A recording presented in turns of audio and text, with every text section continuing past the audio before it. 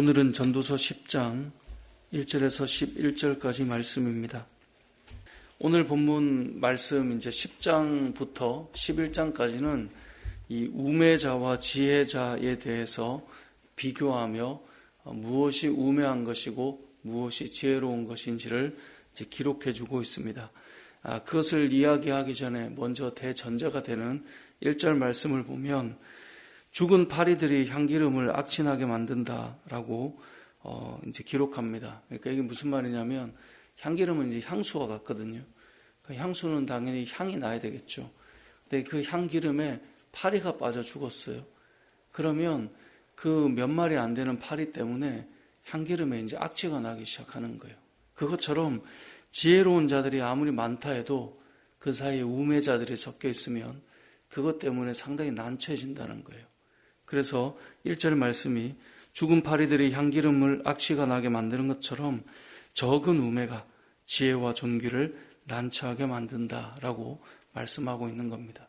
그만큼 어리석음이 조금 섞여 있다. 그래서 괜찮겠거니 생각할 수 있지만 그 적은 우매함 때문에 많은 지혜로움들도 난처하게 되는 그런 일들이 일어난다라는 거죠. 그래서 지혜로워야 함을 말씀하고 있는 겁니다. 또한 2절에 보면 지혜자의 마음은 오른쪽에 있고 우매자의 마음은 왼쪽에 있다라고 말씀합니다. 혹자들은 마태복음 25장을 보면 양과 염소 비유가 나오는데 양은 하나님의 택한 선한 삶을 살아가는 자들이고 염소는 그 반대쪽에 있는 존재로 표현을 하고 있죠. 그때 양은 오른쪽에 염소는 왼쪽에 있거든요. 그것처럼 여기 2절에 지혜자의 마음은 오른쪽에 우매자의 마음은 왼쪽에, 이것은 마치 하나님의 편에 서 있는 자와 사단의 편에 서 있는 자와 같다, 이렇게 해석을 하기도 하는데 원문으로 좀 더 지각해 보면 이런 말이 좀 더 정확한 표현일 겁니다. 지혜자의 마음은 옳은 일을 행하고 우매자의 마음은 그릇된 일을 행한다라고 그렇게 해석하여 생각하시면 좋습니다. 그래서 항상 그렇습니다. 지혜자의 마음은 어떻게 하면 선한 것을 만들어낼까? 그게 늘 고민입니다. 거기서 지혜가 나오는 겁니다. 우매자의 마음은 어떻게 하면 선한 것을 만드느냐가 아닙니다. 자기의 감정이나 자기의 기분이나 자기가 늘 중심이 되기 때문에 더 큰 그림들을 생각하지 못합니다. 지혜로운 사람은 더 큰 것을 생각하기 때문에 아이고 넘어가야지 이게 되는데, 어리석은 자는 더 큰 것보다 항상 자기가 중심이기 때문에 그런 것들이 잘 이루어지지 못하죠. 그래서 지혜자의 마음은 늘 옳은 것에 대해서 무엇을 해야 더 나은 것인가를 생각합니다. 그렇기 때문에 그 안에 희생도 나오고 그 안에 헌신도 나오고 그 안에 더 좋은 것을 향한 그 걸음들이 나오는 거죠. 우매자는 그렇지 못하다라고 이 2절에서는 말씀하고 있는 것입니다. 3절에 가보면 우매한 자는 길을 갈 때에도 지혜가 부족해서 각 사람에게 자기가 우매함을 말하느니라. 어리석은 자들은 자기가 어리석은 것을 사실 알지 못하기 때문에 막 떠들고 있는데 다른 사람은 그것이 어리석은 것인지 알지만 또 그걸 말할 수는 없잖아요. 그런 것이 막 드러나게 되는 거예요. 그러면서 이제 오늘 본문에 어떤 것이 어리석은 것이고 어떤 것이 지혜로운 것인가를 이제 10장, 11장 쭉 나오게 되는데요.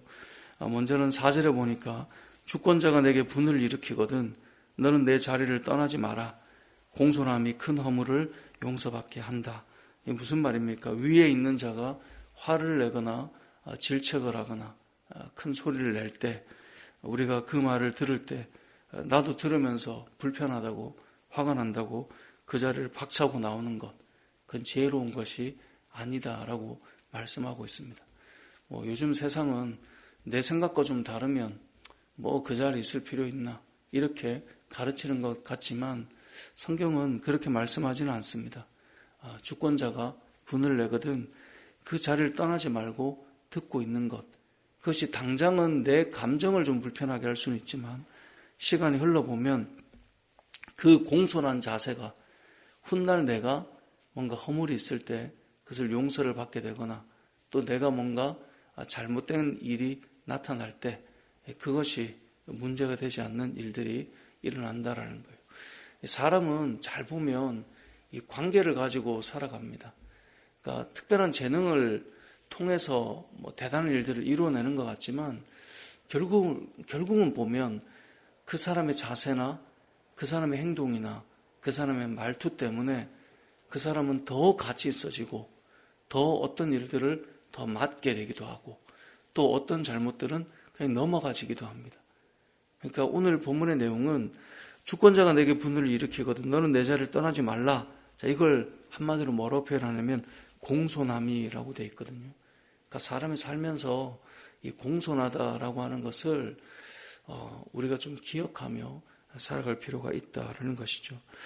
또한 5절에 보면 해 아래에서 세상을 살다 보니 이제 보이는 거죠. 해 아래에서 한 가지 재난을 보았나니, 그러니까 이런 일은 재난과 같다는 거예요. 그게 뭐냐? 주권자에게서 나오는 허물이다. 이건 다른 말로 하면 주권자가 우매한 자가 될 때 그건 정말 재난과 같다라는 거예요.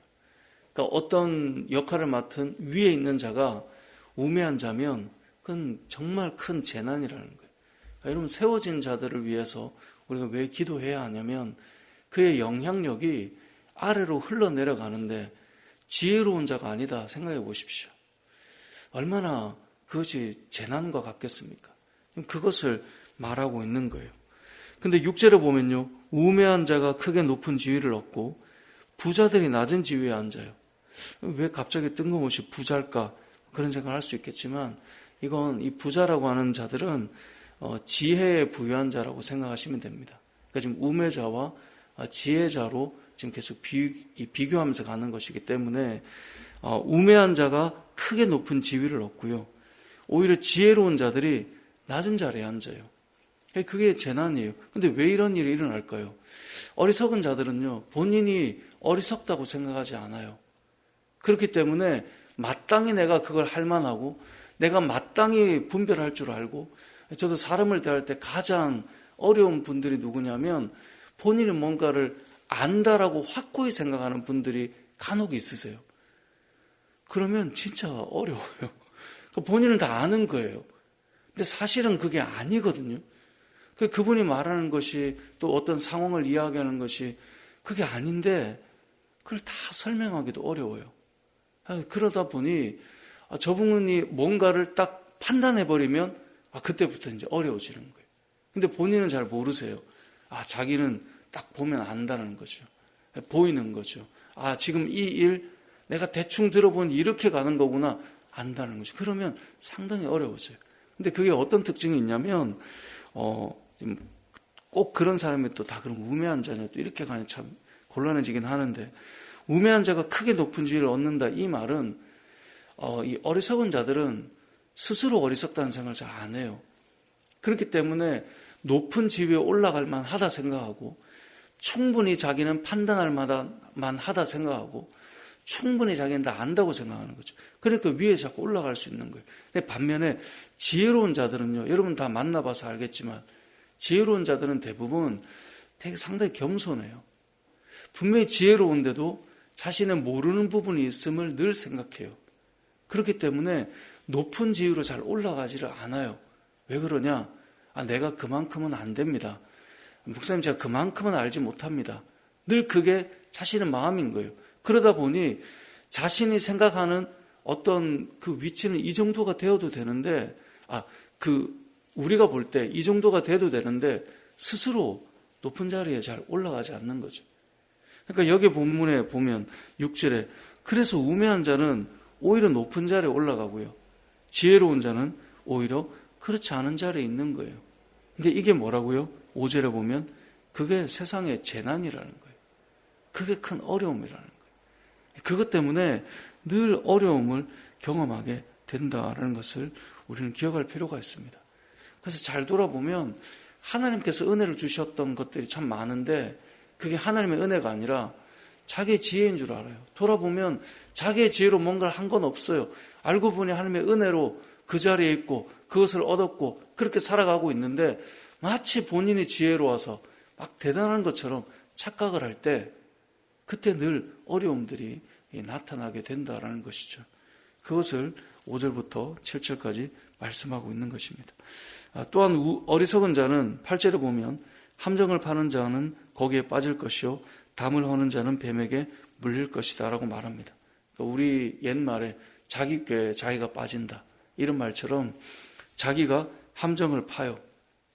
땅을 팠는데 결국은 누가 빠지냐? 자기가 빠져요. 이거 담을 허물어야 돼. 허물었는데 본인이 뱀에게 물리는 거예요. 그러니까 어리석은 자가 뭔가를 하게 되면 그 늘 재난으로 찾아오게 된다는 것이죠. 10절에 가보면 결국은 그래서 우리에게 필요한 것이 무엇입니까? 철 연장이 무뎌졌는데도 나를 갈지 아니하면 힘이 더 드는 것처럼 이 연장을 갈아야 되는 것, 그것처럼 지혜라고 하는 것이 성공하게 유익하다라는 것입니다. 이 전도서 말씀은 결국은 잠언과 전도서가 연결되어 있는데 결국 이 지혜라고 하는 것은 어디에서 나옵니까? 하나님께로부터 나오는 것입니다. 결국 겸손하게 하나님 앞에 설 때에 우리는 지혜를 얻습니다. 세상을 살면서 나름 좀 이렇게 그래도 좀 스스로 좀 낫다라고 생각하는 그런 사람들도 결국은 하나님의 지혜 아래 서지 않으면 우매함으로 흘러갈 수밖에 없습니다. 저와 여러분의 삶을 잘 돌아보시고 우리에게 지혜가 없다면 우리의 인생에도 이런 재난과 같은 또 고난과 같은 일들이 나타나게 될 텐데 문제는 우리도 스스로 어리석을 수 있는데 그걸 너무나 잘 모르고 산다는 거죠. 저 역시 오늘 본문의 말씀을 가지고 여러분에게 나누고 있지만 저의 어리석음이 실제로 재난과 같은 어려움을 만들 수 있다는 거예요. 그래서 저와 여러분이 이 새벽에 우리가 무엇을 하는 겁니까? 저는 새벽이 참 그래도 참 은혜가 되고 우리에게 위로가 되고 힘이 되는 것은 이 새벽에 하나님 앞에 서보는 시간이잖아요. 우리가 하나님 앞에 소원을 아뢰기도 하지만 기도라고 하는 것은 하나님께서 나에게 주실 지혜를 구하는 것이기 때문에 우리가 묵묵히 하나님의 음성을 들어보는 시간이기도 하잖아요. 그래서 말씀을 대하거나 또 주님의 뜻이 무엇인지 들어보고 세상의 어리석은 자들은 이 마음이 왼쪽으로 가는 뭐가 무너져도 상관없어요. 자기가 중심이니까. 그런데 우리가 기도할 때마다 우리의 살을 깎아내기도 하고 우리의 마음을 도려내기도 하면서 우리가 하나님의 선한 일이 무엇인지를 바라보고 그것을 세워가는 것, 그것이 우리가 새벽마다 할 수 있는 힘을 기르는, 내공을 기르는 그런 자리들 아닙니까? 오늘 이 새벽에도 저와 여러분이 하나님 앞에서 우리 스스로 지혜롭다 생각하지 말고 하나님의 지혜를 구하고 하나님께서 부어주시는 그 지혜로 오늘 하루도 살아가는 저와 여러분 되시길 주님의 이름으로 축복합니다. 아멘.